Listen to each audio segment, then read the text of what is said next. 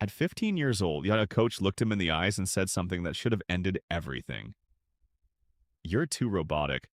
Football needs creativity, not machines. For most players, that sentence would destroy them. For Erling Haaland, it became fuel. Because what the world didn't understand was that behind the goals, the power, the unstoppable runs, there was a story nobody saw. A story of rejection, obsession, and a transformation that would shock football forever. This is the untold truth. Before the goals, before the fame, before the world started calling him a goal-scoring machine, Erling Haaland was just a kid in Norway. No spotlight, no headlines, no hype. Just cold mornings, empty pitches, and a dream that didn't look realistic to anyone around him. He wasn't the most technical player, he wasn't the most skillful, and he definitely wasn't the one people believed in. Even at a young age, coaches noticed something strange about him. He didn't play like the others. No fancy dribbles, no unnecessary tricks. Just direct movement, sharp runs, and a focus that almost felt unnatural. They said H lacked flair. They said he lacked creativity. They said he played like a machine. And in football, that's not always a compliment, because fans don't fall in love with machines. They fall in love with magic, and Haaland didn't look like magic. But what they didn't see was what happened when nobody was watching. While others went home, he stayed. While others rested, he trained. Again, and again, and again. Not just physically, but mentally. He studied the game. Every run, every movement, every tiny detail. He wasn't trying to be flashy. He was trying to be perfect. And perfection doesn't always look beautiful. Sometimes it looks cold, calculated, relentless, like a machine. Then came the moment that almost changed everything. At Brine FK, his early club, he struggled to stand out. Not because he didn't try, but because he didn't fit the mold. Coaches wanted creativity. Fans wanted excitement. But Haaland brought something else. Efficiency. And efficiency is boring until it becomes unstoppable. For a while, it looked like he might never break through. That maybe. The critics were right. That maybe football wasn't built for someone like him. But then, something shifted. Instead of trying to change, Haaland did the opposite. He doubled down on who he was. He embraced it. The strength, the speed, the directness. He stopped chasing approval and started chasing dominance. And slowly, the results began to show. Goals, then even more. Not beautiful goals, not highlight reel goals, just goals. The kind that win games, the kind that break defenders, the kind that silence doubters. But still, the world wasn't convinced, because doing it in Norway is one thing. Doing it in Europe is something else. And that's where most players break. The pressure increases. The defenders get stronger. The expectations become unbearable. And that's where the machine label followed him again. When he moved to Molde, people were watching more closely, analyzing every touch, every mistake, every moment, waiting for him to fail, waiting to prove that he was just another overhyped player. But something unexpected happened. He didn't just survive, he evolved. His movements became sharper, his finishing became deadlier, his confidence unshakable. It was no longer just about physicality. There was intelligence behind it. Timing, positioning, awareness. The kind of awareness that doesn't come from talent alone, but from obsession. And then came the explosion. Red Bull Salzburg. This was the moment everything changed. Because now, he wasn't playing in the shadows anymore. Now, the world was watching, and in his Champions League debut, he didn't just score.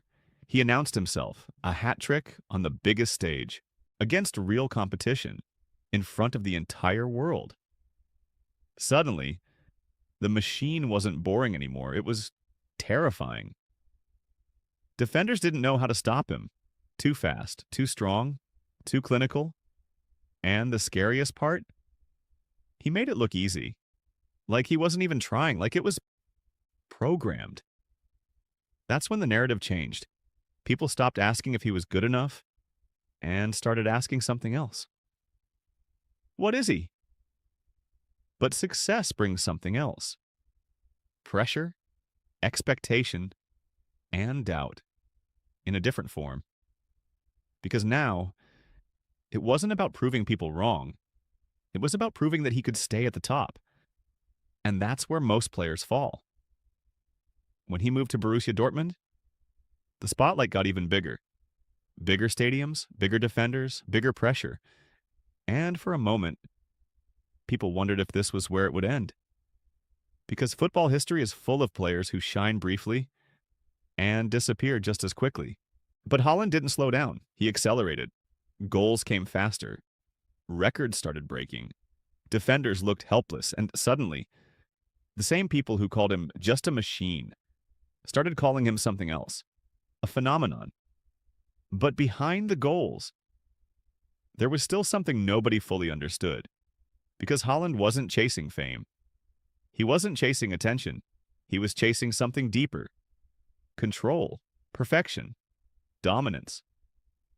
And then came the biggest test of all. The Premier League. Manchester City. The most competitive league in the world. Where even legends struggle. Where every weakness gets exposed. Where every mistake gets punished. This was supposed to be the moment the machine breaks. Because the Premier League doesn't care about hype. It doesn't care about potential. It only cares about performance. And in his first season, he did something nobody expected. He didn't adapt to the league. He destroyed it. Goals, records, history. One after another. Like it was nothing. Like it was inevitable. Hat tricks became normal. Breaking records became routine. Winning became expected. And suddenly, the question wasn't if he was great. The question was, how far can he go? But here's the truth nobody talks about. Being a machine comes at a cost. Because machines don't get tired. Machines don't feel pressure. Machines don't struggle. At least, that's what people think. But Haaland is not a machine. He feels everything. The pressure. The expectations. The constant need to be perfect. To deliver. To dominate. Every single game. And that pressure? It never stops. Because once the world sees you as unstoppable, they never accept anything less. So what happens? When the machine has a bad game? What happens when the goals don't come? What happens when the world starts doubting again? That's the real test, not scoring goals, but surviving the silence, the criticism. The expectations that never disappear. Because greatness is not built on success alone. It's built on what happens when things go wrong.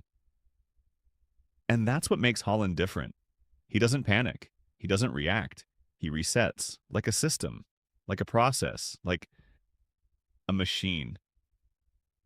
But now, the world understands something it didn't before. Being a machine is not a weakness. It's his greatest strength. Because in a game full of emotions, chaos, and unpredictability, Haaland brings something rare. Consistency, relentlessness, inevitable dominance. They said he was too robotic, too predictable, too limited. But now they're saying something else. They can't stop him. And maybe that's the real story.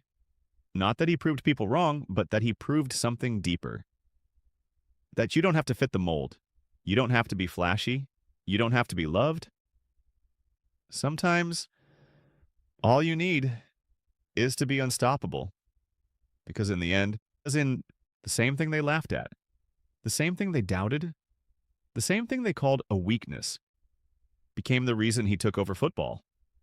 And that's when it finally hit everyone. He was never just a machine. He was something far more dangerous. He was inevitable.